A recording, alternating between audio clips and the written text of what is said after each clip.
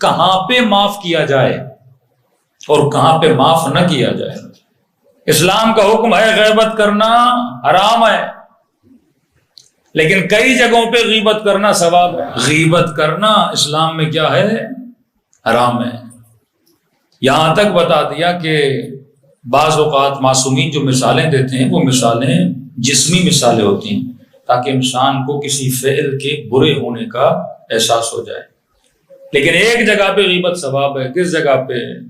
ایک بندہ ہے، اس کی بیٹی کے لیے ایک رشتہ آیا ہے کسی جوان کا، اب آپ اپنے دوست سے اس کے محلے میں چلے گئے، بھائی فلاں رشتہ آیا ہے، آپ جانتے ہو فلاں بندے کو؟ کہ میں جانتا ہوں۔ وہ لڑکا کیسا ہے؟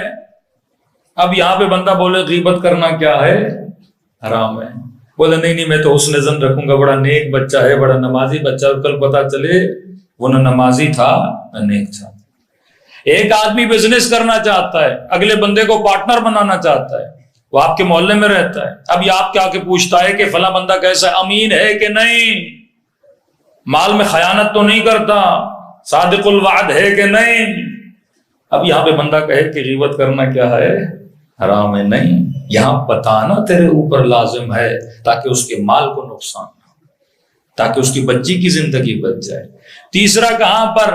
اگر کوئی مظلوم تیرے پاس آئے، بیٹا مار دیا کسی نے، بیٹی کی ساتھ زیادتی کی کسی نے، بیٹے کے ساتھ زیادتی کی کسی نے، اگر یہ مظلوم اپنا درد سنائے تو اس کو یہ نہ کہا کرو کہ غیبت نہ کرو۔ فرماتے اب اس کے دل کے درد کو سننا بھی کیا ہے؟ ثواب ہے، کیونکہ مظلوم کی آہ سننا ثواب ہو جاتا ہے۔ تو حکم اسلام کہ معاف کرو، یعفو یصفحوا حتی یغفر اللہ لکم، معاف کرو، بخشو، واللہ یحب المحسنین، خدا احسان کرنے والوں سے محبت کرتا ہے۔ ملتا ہے امام زین العابدین علیہ الصلوۃ والسلام، مولا وضو کر رہے تھے اور کسی نے اوپر سے امام کے لیے، کوئی غلام تھا مولا کے لیے، پانی لا رہا تھا، اب لاتے لاتے اس کے ہاتھ سے وہ چیز چھوٹ گئی، اور جیسے چھوٹی امام کے سر مبارک پہ آ کے وہ چیز لگی، اب مولا کے سر سے خون جاری ہوا۔ اب غلام کوئی غلطی کر لے تو انسان کو غصہ تو آتا ہے، سر پہ خون جاری ہو گیا۔ اب غلام بھی کیونکہ مکتب علی کا تھا، اسے پتا تھا کہ اہل بیت سے کلام کیسے کرنا، اس نے فوراً کہا والکاظمین الغیظ، خدا ان سے بڑا پیار کرتا ہے جو اپنے غصے کو پینے والے ہوتے ہیں۔ امام نے کہا میں نے تیری غلطی کو کیا کیا؟ معاف کیا۔ پھر کہا آفین، خدا معاف کرنے والوں کو، بخش کرنے والوں کو بہت پسند کرتا ہے۔ امام نے فرمایا کہ میں نے تجھے آزاد بھی کر دیا۔ یہ سیرت اہل بیت ہے کہ اگر تیرے اندر بخشش کا حوصلہ نہیں ہے، کسی کو معاف کرنے کا حوصلہ نہیں ہے، تو اہل بیت کا چاہنے والا کیسا ہو سکتا ہے؟ اگر کوئی تیری ذات سے بہترامی کرے، آقا کاشف الغطاء کے واقعات میں نے کل آپ کو بتایا، چہرے پہ لعاب دہن پھینکا لیکن قبلہ نے معاف کر دیا کیونکہ ذات کی بہترامی تھی۔ لیکن معصوم فرماتے ہیں 3 لوگوں کو معاف نہ کیا کرو، بخشش ہے پر 3 لوگوں کے لیے بخشش نہیں ہے، اور یہ 3 برائیاں معاشرے میں بہت زیادہ پائی جاتی ہیں۔ مولا کون سے؟ فرمایا العفو للمقر لا للمصر، 2 لفظ یاد رکھیے، بخشش مقر کے لیے ہے، مصر کے لیے نہیں ہے۔ مقر کون؟ بندہ غلطی کرے آ کے معافی مانگے، اللہ کہتے معاف کرو۔ فتح مکہ کے بعد بیویوں نے معافی مانگی، اولاد نے معافی مانگی، رسول نے کہا اے حبیب ان کو کہو کہ بخش دیں۔ جنگ کربلا میں امام حسین نے اس کے پاؤں کاٹ دیے، مولا کو کہنے لگا مولا مجھے نہیں پتا تھا آپ اتنے طاقتور ہیں۔ حسین نے کہا واپس چلا جا، میں نے تجھے معاف کیا۔ معافی مانگے تو بخشو، کیونکہ مقر ہے، اقرار گناہ کرے، آپ کو آ کر بولے کہ مجھ سے خطا ہوئی، میں نے آپ کے پیسے کھائے، میں نے آپ کے ساتھ زیادتی کی، میں نے آپ کو گالی دی، میں نے آپ کی توہین کی، میں نے آپ کی غیبت کی، بندے خدا معافی مانگنے آیا ہوں، تو چھٹے ماں فرماتے معاف کرو، اگر معاف نہیں کرتے تو ہمارے شیعہ نہیں ہوں۔ لیکن لا للمصر، ایک بندہ غلطی بھی کر رہا ہے پر غلطی کا اسے احساس بھی نہیں ہے، آپ کو گالی بھی دے، آپ کی توہین بھی کرے اور بولے جو کرنا ہے کرو، میں تو کرتا رہوں گا، ایسے بندے کے لیے معافی نہیں ہے۔ معافی اس بندے کے لیے ہے جو معافی مانگے، معافی اس بندے کے لیے نہیں ہے جو اپنے گناہ پہ کیا کرے، اصرار کرے۔ جنگ بدر میں ایک شخص رسول خدا کے مقابلے میں آیا، رسول کے ساتھ جنگ لڑی، اور جیسے جنگ ختم ہوئی اس کے بعد آیا، پاؤں پکڑ لیے، اے حبیب خدا، اے رسول خدا، غلطی ہو گئی، اب آپ کے ساتھ نہیں لڑوں گا، اب دشمن اسلام نہیں بنوں گا، بس آپ مجھے معاف کر دیں، میری جان کو بخش دیں۔ نبی نے کہا ٹھیک ہے، اگر تو معافی مانگ رہا ہے معاف کر رہا ہوں، لیکن یاد رکھنا پھر غلطی نہ کرنا۔ پھر جنگ احد ہوئی، معاف کیا، پھر جنگ احد میں آیا، پھر رسول خدا کے مقابلے میں آ کے کھڑا ہو گیا۔ اب جب اسلام کے سپاہیوں نے اسے پکڑا اور رسول کے پاس لے کر آئے، پھر سے وہی ڈرامے بازی شروع کر دی۔ اے رسول خدا غلطی ہو گئی، تو رحمت للعالمین ہے، مجھے معاف کر دے۔ نبی نے کہا نہیں، تجھے منع کیا تھا مصر نہ بننا، گناہ ایک بار اللہ بھی معاف کرتا ہے، اگر تو بار بار اس خطا کو کرے گا اور پھر بار بار آ کے تو ڈرامے بازیاں کرے گا کہ میں پھر گناہ نہیں کروں گا، نبی نے کہا اسے سزا دو، کیونکہ یہ کیا ہے، مصر ہے۔ خدا اصرار کو پسند نہیں کرتا، یہ عربی اصرار ہے، اردو والا نہیں ہے۔ امام رضا علیہ الصلوۃ والسلام فرماتے ہیں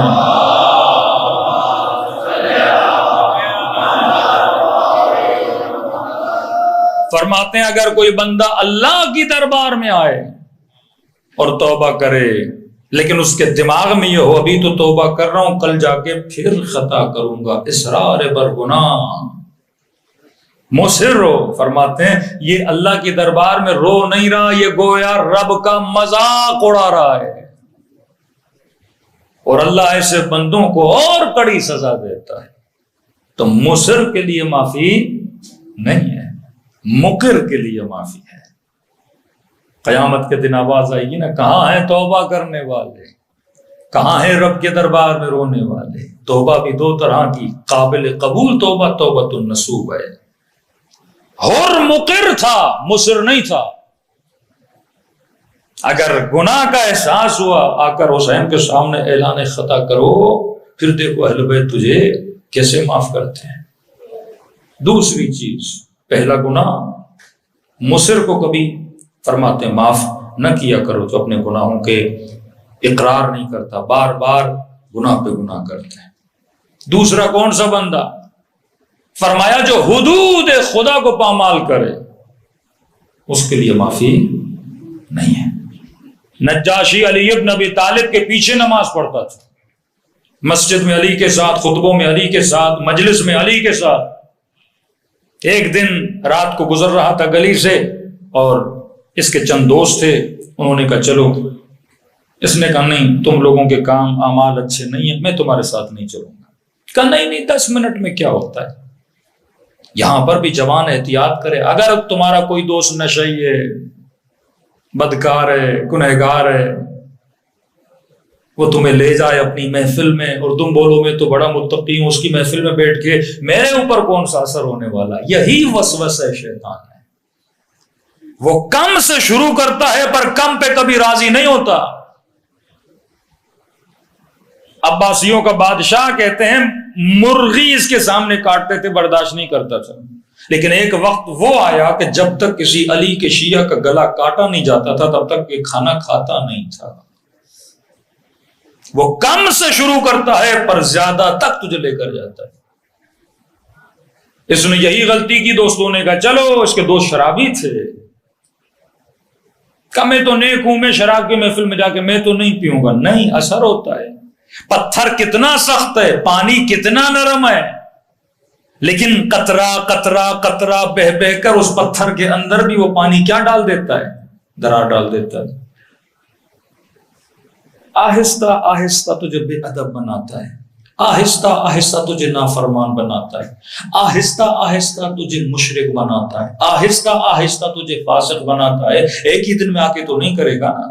شمر ایک دن کی کہانی نہیں ہے، یزید ایک دن کی کہانی نہیں ہے، ان کی پوری لمبی ہسٹری ہے جس میں کھانے کا اثر ہے، تربیت کا اثر ہے، نطفے کا اثر ہے، ہر شے کا اثر ہے۔ تمہاری یہ سارے اسباب عالم جب مل جاتے ہیں پھر انسان کچھ کرتا ہے۔ ایک دن میں کوئی برا نہیں بنتا، آہستہ آہستہ یہ بھی دوستوں کے ساتھ چلا گیا. جانے کے بعد شراب کی محفل تھی، بیٹھا بیٹھا کا تھوڑا پی لے، تھوڑے سے کیا ہوتا ہے، تھوڑے سے کیا ہوتا ہے، پیتا گیا مست ہو گیا. ان کے گھر سے نکلا، شہر کی گلیوں میں آیا اور غلط غلط باتیں کرنے لگا. لوگوں نے پکڑا، علی بن ابی طالب کی خدمت میں لے کر آئے کہ یا علی، اس نے شراب پی ہے. اور جب علی کے سامنے آیا، مولا معاف کریے، غلطی ہو گئی، دوستوں کے اندر چلا گیا تھا. مولا علی کے جتنے اطرافی تھے انہوں نے کہا بھی علی معاف کر دیں، اپنا ہے، غلطی کی ہے، اپنا ہے، معافی مانگ رہا ہے. امام فرماتے ہیں نہیں، حدود الہی کو جو پامال کرتا ہے علی کی دربار میں اس کے لیے معافی نہیں ہے. آج میں نے اسے معاف کیا تو لوگ کیا بولیں گے، علی اپنوں کو معاف کر رہے ہیں اور ہمیں تازیانے مار رہے ہیں. کہ یہ عدل علی کے خلاف ہے، جو اللہ کی حدود کو کروس کرے. غیرت معصومین غیور ہیں. غیرت صرف ناموسی غیرت نہیں ہوتی کہ بندہ بیوی پہ بہن پہ غیرت کرے، پر دینی غیرت نہ ہو. دینی غیرت، ملی غیرت، عقیدتی غیرت، یہ ساری غیرتیں جب ملتی ہیں تو انسان کا ایمان کامل ہوتا ہے. حدود الہی کو امام نے جاری کیا، اسے کوڑے لگائے گئے. اور یہ وہ شیعہ تھا کہ علی کے کوڑے لگنے کے بعد جیسے اگلا دن ہوا تو اس نے کہا کہ علی نے میری بے عزتی کر دی اتنے لوگوں میں، کیا ہوتا علی مجھے معاف کر دیتے. اور علی کی عدالت کو برداشت نہ کر کے سیدھا کہاں چلا گیا، امیر شام کے پاس چلا گیا. دوسری طرف ایک محب کا واقعہ سنیے. حبشی غلام ہے، چوری کی اس نے، علی کے پاس لایا گیا. اب گواہ کوئی نہیں. امیر المومنین نے کہا غلام کیا تم نے چوری کی ہے؟ اس نے کہا جی مولا. امام نے کہا دیکھ، اقرار کرے گا تو سزا دینی پڑے گی. عاشق علی ہے. کہا مولا کوئی بات نہیں، سزا بھی تو آپ کے ہاتھوں سے ملے گی، مجھے وہ بھی قبول ہے. چوری کی ہے، 3 مرتبہ اقرار کیا، جی میرے مولا چوری کی ہے. امام نے کہا انگلیاں آگے لاؤ، اور علی نے اپنی تلوار سے اس کی انگلیوں کو کاٹ دیا. انگلیاں ہاتھ میں لے کے بازار کی طرف روانہ ہو گیا. ایک منافق نے جب یہ منظر دیکھا، اس نے کہا بہترین وقت ہے علی کے محب کو چڑھانے کا. جیسے بیچارہ بازار میں جا رہا تھا کہ تو علی کے بڑے قصیدے پڑھتا تھا، تو علی کی بڑی تعریفیں کرتا تھا، یہ کیسا تیرا مولا ہے جس کی تو مدح کرتا ہے، قصیدے پڑھتا ہے، اسی علی نے تیری انگلیاں کاٹ لی. اس نے جیسے دیکھا کہ یہ اس بات پہ مجھے بار بار تنگ کر رہا ہے کہ علی نے تیری انگلیاں کاٹی، علی نے تیری انگلیاں کاٹی، تو علی کے قصیدے پڑھتا تھا، یہ چاہتا تھا کہ میں اسے اتنا ورغلاؤں کہ یہ علی کے خلاف بات کرنے لگے. لیکن جتنا اس نے اسے غصہ دلایا، یہ بڑے بازار میں کھڑا ہوا اور علی ابن ابی طالب کے فضائل پڑھنا اس نے شروع کر دیے. کہا میرا امام وہ ہے، اس کی عدالت کا معیار یہ ہے کہ وہ جب عدالت نافذ کرنے پر آتا ہے تو یہ نہیں دیکھتا یہ اپنا ہے یا غیر ہے. جب اس نے فضائل پڑھے، اب یہاں اس کی دال نہیں گلی، یہ دوڑا دوڑا پھر علی کے پاس گیا. مولا مسجد میں بھی بیٹھے تھے. کہ یا علی عجیب بندہ ہے، تو نے انگلیاں کاٹی ہے اور تیری تعریفیں کیے جا رہا ہے. امام نے کہا کیا؟ میرے قصیدے پڑھ رہا ہے؟ کہا یا علی تیرے قصیدے پڑھ رہا ہے. حبیب ابن مظاہر کو بی بی زینب نے کہا بھیا حبیب. حر کو بی بی زینب نے کہا کہ بھیا حر. حبیب بازار میں جا رہے ہیں، نگاہ مسلم ابن اسجا پہ پڑی. مسلم کہاں جا رہے ہو؟ کہا حبیب بوڑھا ہو گیا ہوں، رنگ لینے جا رہا ہوں تاکہ داڑھی کو لگاؤں، تھوڑا جوان لگوں. حبیب نے کہا کہ مسلم ایسی جگہ پہ لے جاؤں جہاں پہ اپنی داڑھی کو خون کا رنگ کرے، نہ مٹنے والا رنگ جو تجھے ہمیشہ جوان کرتے. مسلم کا ہاتھ پکڑا، کہاں لے گئے؟ کربلا لے گئے. یزید ابن سمیت بصرے کا رہنے والا، 2 بیٹے عبداللہ عبید اللہ، نام یزید ہے، کام علی والے ہیں. سیرت علی، اصل علی ابن ابی طالب. کربلا میں 3 سے 4 یزید نامی ہیں جو شہید ہوئے ہیں. 2 بیٹے بھی لیے، خود بھی کیا، 7 لوگ اس نے جمع کیے اور امام حسین کی مدد کے لیے کربلا پہنچا. اور جب مولا کے پاس آئے توبہ کر کے تو امام حسین نے کہا بھیا اور. سیدہ زینب نے کہا بھیا اور. اب سن اس غلام کا واقعہ. جب اس نے قصیدہ پڑھنا شروع کیا نا، کٹی ہوئی انگلیاں ہاتھ پہ رکھ کے، امام علی نے حسن کو کہا کہ بیٹا حسن، ہاتھی عمک الاسود، حسن اپنے چچا کو لے کر آ، جس کی انگلیاں علی نے کاٹی ہیں۔ جب یہ کردار امیر الگناہ کیا تھا نا، مقر تھا، سزا ملی، پھر بھی علی کے دامن کو نجاشی کی طرح نہیں چھوڑا۔ امام نے کہا آتی امک الاسود، اپنے چچا کو لے کر آ۔ اب یہ بیچ بازار میں رو رہا ہے، لوگ اس کا مذاق اڑا رہے ہیں کہ علی نے انگلیاں کاٹی ہیں، عجیب بندہ ہے، پھر بھی علی کی فضیلت پڑھ رہا ہے۔ امام حسن گئے، بڑے پیار سے اس کو مسجد میں لے کر آئے۔ امام نے فرمایا حق، میں کیا سن رہا ہوں، میں نے تیری انگلیاں کاٹی، پھر بھی تو علی کے فضائل پڑھ رہا ہے، ایسا کیا ہے؟ کہنے لگا مولا واللہ قد خالط حبک لحمی و دمی، خدا کی قسم اگر جسم کے ٹکڑے ٹکڑے بھی کر دو پھر بھی فضائل پڑھوں گا، کیونکہ تیری محبت میرے خون میں اور گوشت میں ملی ہوئی ہے۔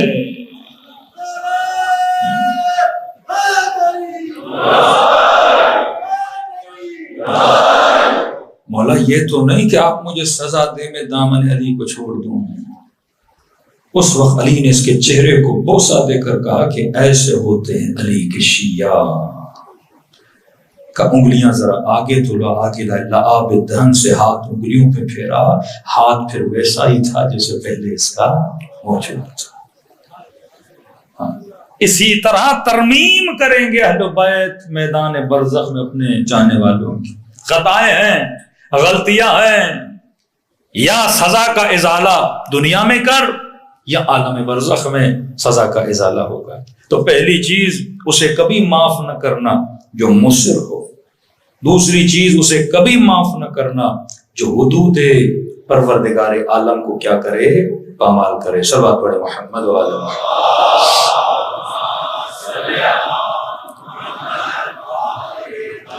پہلی نشانی اگر کوئی مصر ہو اسے معاف نہ کرو، وہن مذہب کرے، توہین مذہب کرے۔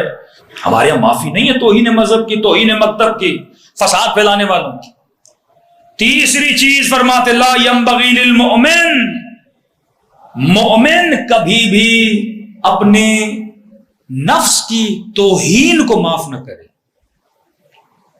ایک بندہ بار بار آپ کی توہین کرے چار لوگوں کے سامنے، معافی نہیں مانگ رہا، توہین کر رہا ہے، توہین کر رہا ہے، توہین کر رہا ہے، فرمایا نہیں، یہ قابل معافی نہیں ہے۔ حدیث معصوم ہے، فرماتے مومن کبھی بھی ایک سوراخ سے دو بار ڈسا نہیں جاتا۔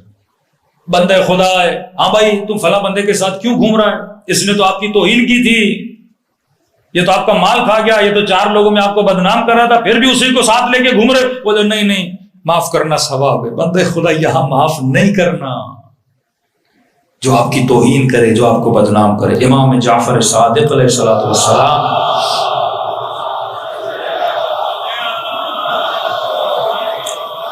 مولا کا ایک صحابی اس کو وقت کا حاکم لے گیا اور پکڑ کے جیل میں ڈال دیا۔ امام نے اسے خط لکھا، یہ میرا نیک ترین صحابی ہے، چھٹے امام، اسے چھوڑ دے۔ اس نے کہا نہیں چھوڑتا، اور اس نے چھٹے امام کی توہین کی۔ امام نے کہا دیکھ اگر نہیں چھوڑے گا میں فرزند رسول ہوں، تجھے بد دعا دوں گا، تو توہین کر رہا ہے۔ کہنے لگا فرزند رسول ہیں تو ہیں، آپ ایسے بول رہے ہیں جیسے آپ کی بد دعا مجھے لگ جائے گی۔ امام خاموش رہے۔ اگلے دن امام کو پتا چلا اس نئی نے اس کو پھانسی دے دی، مار دیا مولا کے صحابی کو۔ یہ مولا کا صحابی کہتا ہے امام فوراً سجدے میں چلے گئے اور جا کر کہنے لگے العجل العجل العجل، خدایا جلدی اسے سزا دے، جلدی اسے سزا دے، جلدی اسے سزا دے۔ کہ ابھی امام نے 3-4 بار العجل بولا تھا ہی نہیں، وہ جس گھر میں بدبخت رہتا تھا اس کے گھر سے رونے کی آوازیں بلند ہو گئی۔ دوڑے دوڑے گئے، کیا ہوا کا پتہ نہیں، اچانک اس کی سانس گھٹی اور گلا دبا اور وہیں پہ اس نے جان دی اور مر گیا۔ اہل بیت بھی توہین کو اس طرح برداشت نہیں کرتے تھے۔ حکم دے رہے ہیں اے شیعہ عباس عباس کیوں بنے؟ اصولوں کی وجہ سے عباس عباس۔ 12 کہہ رہا ہوں کربلا چلے جاؤ، 2 تجھے سونے کے گنبد نظر آتے ہیں، ایک امام کا روزہ ہے، ایک غیر امام کا روزہ ہے۔ لیکن دیکھنے سے ایسے لگتا ہے دونوں اماموں کے روزے ہیں۔ کبھی سوچا کہ اتنی فضیلت خدا نے غازی عباس کو کیوں دی؟ جعفر بھی تو حسین کے بھائی تھے، اتنا مقام غازی عباس کو کیوں ملا؟ وہی بات، ادب کی وجہ سے، احترام کی وجہ سے۔ بے ادب لوگ کبھی ترقی نہیں کرتے۔